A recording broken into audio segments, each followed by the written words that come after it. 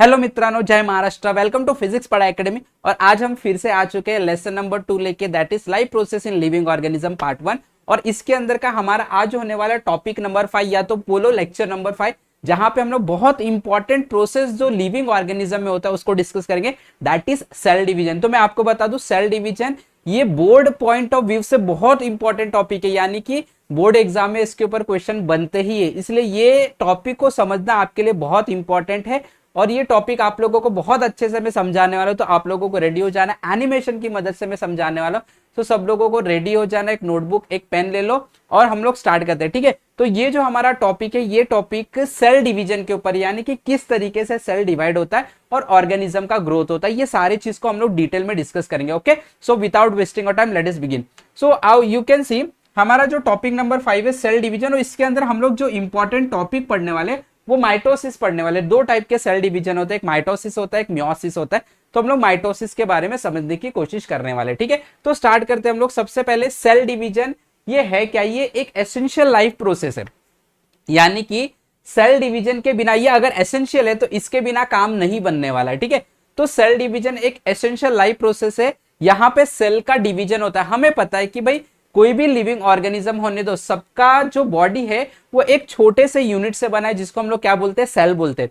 यही सेल जो होता है अपने आप को डिवाइड करता है। क्या करता है? अपने आप को डिवाइड करता है, डिवाइड करके मल्टीप्लाई करता है और अपने नंबर को बढ़ाते जाता है। और इस तरीके से हमारे बॉडी के अंदर ग्रोथ देखने मिलते हैं। और सेल डिवीजन के बहुत सारे और भी चीजें होती हैं, सारे चीज को डिस्कस करेंगे, ठीक है। तो सबसे पहले हम लोग देख लेते हैं यहाँ पे सेल डिवीजन जो होता है, it is a very important properties of cell and a living organism. Cell का एक प्रॉपर्टी और लिविंग ऑर्गेनिज्म के लिए तो बहुत एसेंशियल चीज है, ठीक है। Due to this property only a new organism is form from an existing one. सबसे पहले जो रिप्रोडक्शन की बात अगर मैं करता हूं, मतलब कि एक पेरेंट से एक न्यू यंग वन का जनरेशन होना, ये प्रोसेस के अंदर भी जो इंपॉर्टेंट चीज इन्वॉल्व है वो है सेल डिवीजन। क्या? Cell division. तो सबसे पहले आप समझो, सेल डिवीजन से हम लोग एक जनरेशन से दूसरे जनरेशन को बर्थ देते हैं, और उसके बाद सेल डिवीजन से ही हमारे बॉडी का ग्रोथ होता है। सेल डिवीजन से ही हमारे बॉडी का रिपेयरिंग भी होता है, जो भी वियर एंड टियर होता है, ये सारे चीज हमारे बॉडी के अंदर सेल डिवीजन की मदद से ही होता है। तो कैसे होता है ये सारे चीज को हम डिस्कस करेंगे। बट आज का जो हमारा टॉपिक होने वाला, एक बात समझ लेना, ये टॉपिक हमारा सिर्फ और सिर्फ माइटोसिस के ऊपर होने वाला। यहाँ पे हम मियोसिस नहीं डिस्कस करेंगे, क्योंकि एक साथ सारे चीजें हम लोग नेक्स्ट लेक्चर में मियोसिस को डिस्कस कर लेंगे, ठीक है। A multicellular organism grows up and emaciated body can be restore, ठीक है। There are two types of cell division, mitosis and meiosis. हमारे पास दो टाइप के सेल डिवीजन होते हैं, माइटोसिस और मियोसिस, जिसके अंदर से आज हम लोग डिस्कस करने वाले अबाउट माइटोसिस। क्या डिस्कस करेंगे? माइटोसिस। तो आपको समझना, ये जो माइटोसिस होता है ये सोमैटिक और स्टेम सेल में ऑकर होता है। यू कैन सी हियर, ये पॉइंट क्या लिखा है? Mitosis occur in somatic cell and stem cell of the body, whereas meiosis occur in germ cell. तो आपको मैं पहले बता दूं, तो सोमैटिक सेल और स्टेम सेल जो होता है, ये वो सेल्स होते हैं, या तो ये ऐसे बॉडी ऑर्गन के सेल होते हैं जो बॉडी ऑर्गन ग्रो होता है, जो बॉडी ऑर्गन रिप्रोडक्टिव या तो रिप्रोडक्शन के अंदर हिस्सा नहीं लेता है। जो रिप्रोडक्शन के अंदर हिस्सा लेता है ऑर्गन, यानी कि मेल रिप्रोडक्टिव सिस्टम और फीमेल रिप्रोडक्टिव सिस्टम, इसके अंदर जर्म सेल प्रेजेंट होते हैं, ठीक है। तो जर्म सेल जो है वो रिप्रोडक्शन का पार्ट है, ठीक है। और जो हमारे पास सोमैटिक सेल और स्टेम सेल, ये हमारे बॉडी के ग्रोथ का पार्ट है, ठीक है।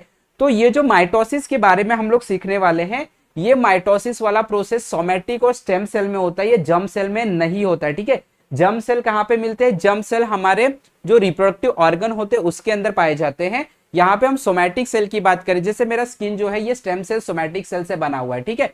तो हम लोग यहाँ पे जो माइटोसिस की स्टडी करने वाले, ये माइटोसिस सिर्फ और सिर्फ किस में होता है? सोमैटिक सेल और स्टेम सेल के अंदर ही होता है, ये टाइप का डिवीजन। अब इसको हम लोग डिटेल में समझने की कोशिश करने वाले, ठीक है। चलो देखते हैं। तो सबसे पहले mitosis occurs in somatic and stem cell. देखो कहां पे ऑकर होता है? सोमैटिक और स्टेम सेल में होता है। मियोसिस वाला जो प्रोसेस होता है वो जर्म सेल में ऑकर होता है। जर्म सेल कहां पे होता है? रिप्रोडक्टिव ऑर्गन्स में हमें जर्म सेल्स मिलते हैं, वहां पे हम लोगों को मियोसिस देखने मिलता है। माइटोटिक सेल डिवीजन जो होता है सोमैटिक और स्टेम सेल में देखने मिलता है। During mitosis the somatic and stem cell divides and multiply. देखो बहुत इंपॉर्टेंट है, जब भी सेल डिवीजन होता है उसका मतलब क्या होता है? ये जो हमारे पास सोमैटिक और स्टेम सेल होते हैं, ये स्टेम सेल और सोमैटिक सेल क्या करते हैं? पहले अपने आप को डिवाइड करते हैं। एक सेल है, दो पार्ट में बन जाएगा, डिवाइड करके मल्टीप्लाई करते हैं और इस तरीके से सेल्स का नंबर इंक्रीज होता है और सेल्स के नंबर इंक्रीज होने की वजह से टिश्यू ग्रो होता है, टिश्यू ग्रो होने की वजह से ऑर्गन ग्रो होता है और ऑर्गन ग्रो होने की वजह से हमारे बॉडी की ग्रोथ होती है। ठीक है, तो ये जो आप लोगों का माइटोसिस है, ये माइटोसिस दो स्टेप्स में होते हैं। पहला देखो आप देख सकते हैं, इट इंक्लूड टू प्रोसेस। पहला होता है कैरियोकाइनेसिस, इसके अंदर न्यूक्लियस का डिवीजन होता है। देखो न्यूक्लियर डिवीजन हो रहा है। ठीक है, सेल्स के अंदर हमें पता है क्या होता है, न्यूक्लियस होता है, साइटोप्लाज्म होता है, राइट। तो पहले हमें बोल रहा है न्यूक्लियस का डिवीजन होता है, उसके बाद साइटोप्लाज्म का। जो सेल की बॉडी होती है उसको आप साइटोप्लाज्म मान सकते हैं। और जो सेकेंड प्रोसेस होता है साइटोकाइनेसिस, इसमें साइटोप्लाज्मिक डिवीजन होता है। ठीक है, फिर से जो माइटोसिस का प्रोसेस है, माइटोसिस सेल डिवीजन का प्रोसेस है, ये दो स्टेप्स में इन्वॉल्व होते हैं। जो पहला होता है जिसको हम लोग क्या बोलते हैं, देखो कैरियोकाइनेसिस, इसके अंदर न्यूक्लियस का डिवीजन होता है। किसका डिवीजन होता है, न्यूक्लियस, यानी जो सेल के अंदर न्यूक्लियस है पहले वो दो पार्ट में बंटते हैं। उसके बाद जो सेकंड प्रोसेस इन्वॉल्व होता है साइटोकाइनेसिस, जहां पे साइटोप्लाज्म यानी कि पूरे सेल अलग हो जाते हैं। तो ये दो प्रोसेस बहुत इंपॉर्टेंट प्रोसेस, एक एक करके हम समझेंगे। सबसे पहले कैरियोकाइनेसिस को हम लोग समझने की कोशिश करेंगे। कैरियोकाइनेसिस के अंदर और भी 4 स्टेप्स इन्वॉल्व है और वो क्या 4 स्टेप है उसको बहुत डिटेल में एनिमेशन की मदद से हम समझेंगे। ठीक है, karyokinesis is completed through 4 steps. ठीक है, एक एक स्टेप को हम लोग देखेंगे, इसको समझने की कोशिश करेंगे। ठीक है, सबसे पहला स्टेप देखो क्या है।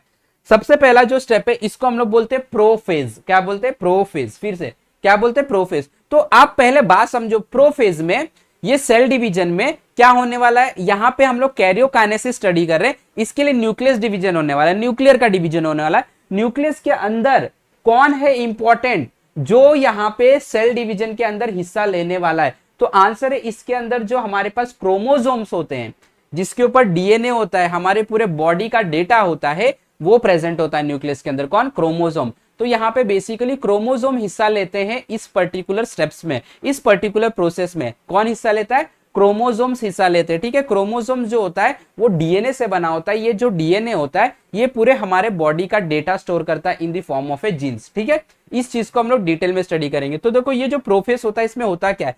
अभी यहाँ पे आप देख सकते हैं ये एक सेल है। क्या है ये सेल, यहाँ पे आप जो देख रहे हैं न्यूक्लियर मेम्ब्रेन है। क्या है, न्यूक्लियर मेम्ब्रेन। और ये न्यूक्लियस है, न्यूक्लियस के अंदर ये जो आप लोगों को थ्रेड लाइक स्ट्रक्चर दिख रहा है इसी को हम बोलते हैं क्रोमोसोम। क्या बोलते हैं, क्रोमोसोम। फिर से ये हमारे पास एक न्यूक्लियस है, ये जो आप लोगों को दिख रहा है ये न्यूक्लियर मेम्ब्रेन है, यानी कि जो न्यूक्लियस की कवरिंग है। और ये न्यूक्लियस के अंदर आप लोगों को जो दिखाई दे रहा है इसे हम बोलते हैं क्रोमोसोम। क्या बोलते हैं, क्रोमोसोम। तो आप समझो पहले प्रोफेज में होता क्या है, सेल डिवीजन में क्या होता है प्रोफेज के अंदर। ठीक है, तो देखो in prophase condensation of basically thin thread like chromosome starts. अब ये जो क्रोमोसोम्स आपको दिख रहे हैं, ये लंबा सा क्रोमोसोम दिख रहा है आप लोगों को, इनके कंडेंसेशन स्टार्ट होते हैं, ये छोटे छोटे थिक थ्रेड लाइक स्ट्रक्चर में कन्वर्ट हो जाते हैं।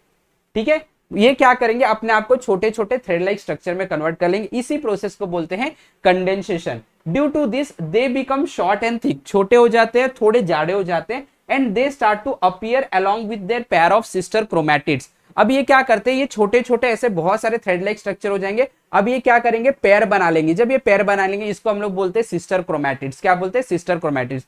अभी मैं आपको ये एनिमेशन की मदद से दिखाऊंगा। ठीक है, centriole duplicate and each centriole move to opposite poles of the cell, nuclear membrane and nucleolus starts to disappear. देखो ये प्रोसेस में क्या होता है, यहाँ पे हम लोग को क्लियर बता रहा है कि जो सेंट्रियोल्स होता है, सेंट्रियोल्स का मतलब अभी मैं बताऊंगा अभी एनिमेशन में। तो सेंट्रियोल्स जो होता है ये क्या करता है, आप देख सकते हैं यहाँ पे लिखा है डुप्लीकेट करता है, अपने आप को डबल करता है। और each centriole moves to opposite side, ये दूर अपोजिट साइड में जाने लगते हैं। Nuclear membrane and nucleolus starts to disappear. ये जो आप लोगों को न्यूक्लियर मेम्ब्रेन दिख रहा है और इसके अंदर जो ये आपको दिख रहा है न्यूक्लियोलस, ये धीरे धीरे धीरे धीरे गायब होने लगते, डिसअपीयर होने लगते। चलो देखते हैं कैसे।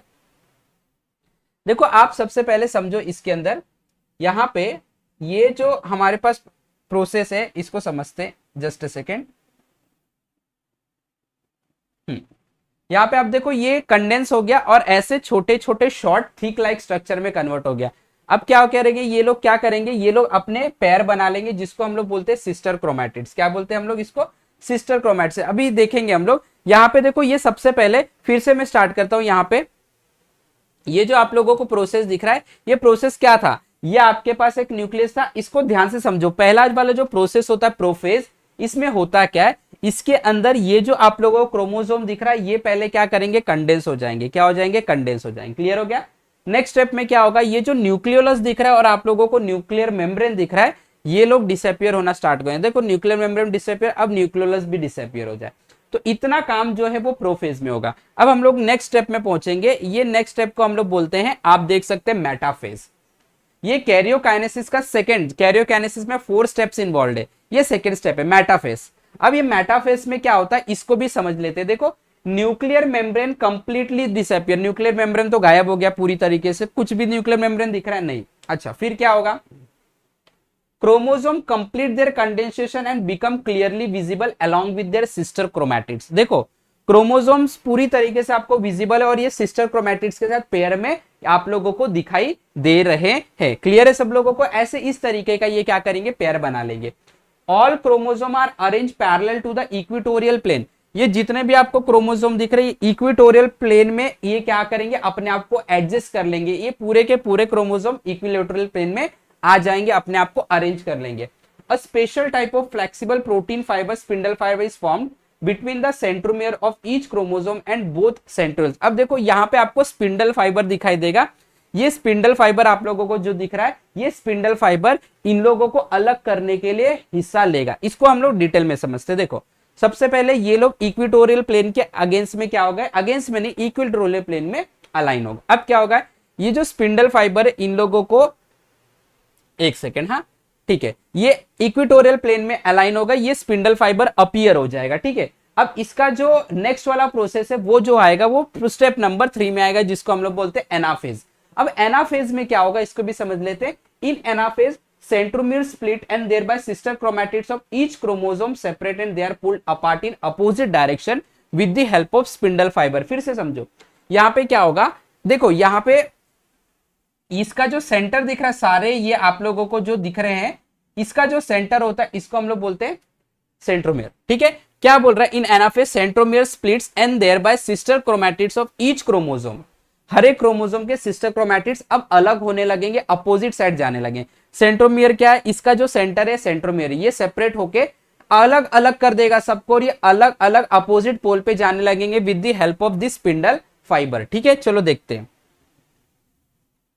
देखो स्पिंडल फाइबर डेवलप हो गया। अब स्पिंडल फाइबर क्या करेगा, इन लोग को अपनी तरफ खींच लेगा और ये देखो अलग हो गए, पूरी तरीके से अलग हो गए। तो यहाँ पे आप लोगों का एनाफेज का जो प्रोसेस है, स्टेप्स है, वो खत्म हो जाता है।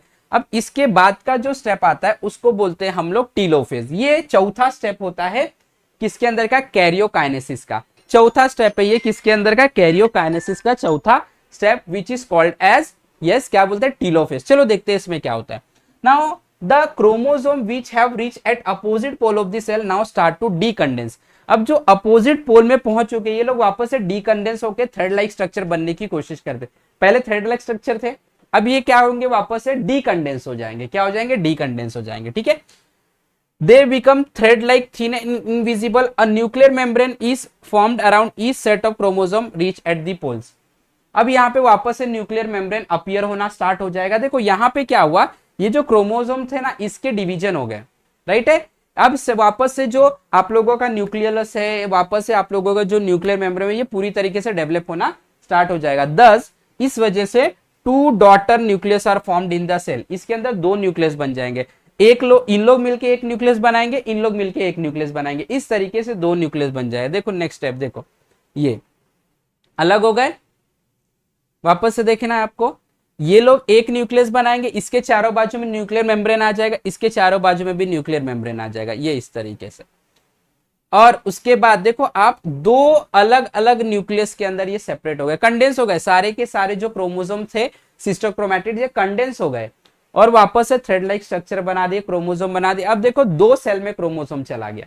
अब इसके बाद क्या होगा, यहाँ पे आप लोगों का कैरियोकाइनेसिस खत्म, यानी कि न्यूक्लियस अपने आप को डिवाइड कर दिया। इसका मतलब न्यूक्लियस के अंदर जो भी मटेरियल होते हैं वो लोग डिवाइड करके 2 भाग में बट गए। देखो न्यूक्लियस के अंदर कौन था, क्रोमोसोम, देखो ये डिवाइड होकर 2 पार्ट में बट गए। अब क्या होगा, अब सेल का डिवीजन होगा, सेल अलग होंगे। क्या होगा, सेल अलग, इसको बोलते हैं साइटोप्लाज्मिक डिवीजन। क्या बोलते हैं, साइटोप्लाज्मिक डिवीजन। देखो नेक्स्ट आ गया साइटोकाइनेसिस। साइटोकाइनेसिस का मतलब होता है साइटोप्लाज्म डिवाइड होगा, यानी सेल डिवाइड होगा। क्या होगा इसके अंदर, the cytoplasm divide by cytokinesis and 2 new cell are formed which are called as daughter cell. अब 2 नया सेल बन जाएगा जिसको हम क्या बोलेंगे, डॉटर सेल बोलेंगे। In this process a notch is formed at the equatorial plane of the cell which depends gradually and thereby 2 new cells are formed. ठीक है, तो देखो इसको, ये आप लोगों का कैरियोकाइनेसिस में मिला था, अब ये लोग पूरी तरीके से साइटोकाइनेसिस में क्या हो जाएंगे, अलग हो जाएंगे, और आप देख सकते हैं आप लोगों को 2 अलग सेल मिल जाएगा। अब इस सेल के अंदर भी देखो ये डीएनए वाला मटेरियल आ गया, इस सेल के अंदर ये आ गया, तो इस तरीके से कितने सेल हो गए, 2 सेल। फिर से इस सेल के अंदर वही होगा सेल डिवीजन, इसमें 4 सेल हो जाएंगे। इस तरीके से सेल डिवीजन का प्रोसेस चलता रहता है। तो आई होप कि सबको बात समझ में आ गई। तो ये था आप लोगों का माइटोसिस सेल डिवीजन। क्या था, माइटोसिस सेल डिवीजन। तो जब सेल का नंबर बढ़ेगा तो ही तो हमारे ऑर्गन्स का जो हम बोल सकते हैं मेजरमेंट है वो इंक्रीज होगा, और इसकी वजह से हम लोग बोलेंगे हम लोग ग्रो हो रहे हैं, हम लोग क्या हो रहे हैं, ग्रो हो रहे हैं। तो आज हम लोग ने जो टॉपिक देखा वो क्या देखा, सेल डिवीजन।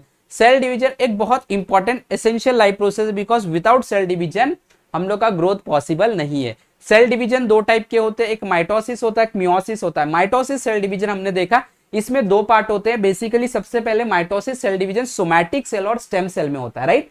सोमैटिक सेल और स्टेम सेल में होता है। ये सोमैटिक सेल और स्टेम सेल के अंदर जो माइटोसिस डिवीजन होता है पहले 2 स्टेप में होगा। एक होगा कैरियोकाइनेसिस, क्या होगा, कैरियोकाइनेसिस। उसके बाद क्या होगा, cytokinesis.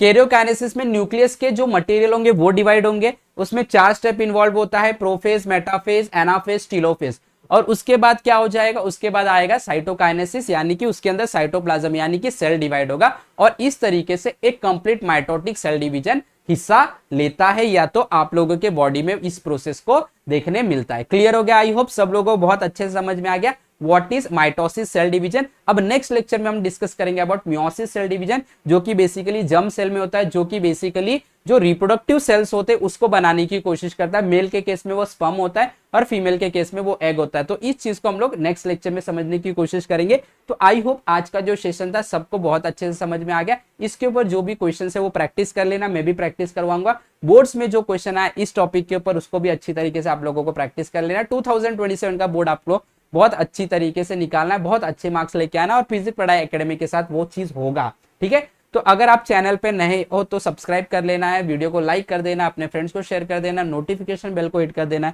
So that you don't miss any update in future. और इसी तरीके से फिजिक्स पढ़ाई एकेडमी में आप लोगों को सारे के सारे टॉपिक्स मिलते रहेंगे, तो आप लोगों को हमेशा इससे जुड़े रहना है और इसी तरीके से हमारे साथ सीखते रहो। Have wonderful day, have wonderful learning. Thank you very much. जय महाराष्ट्र।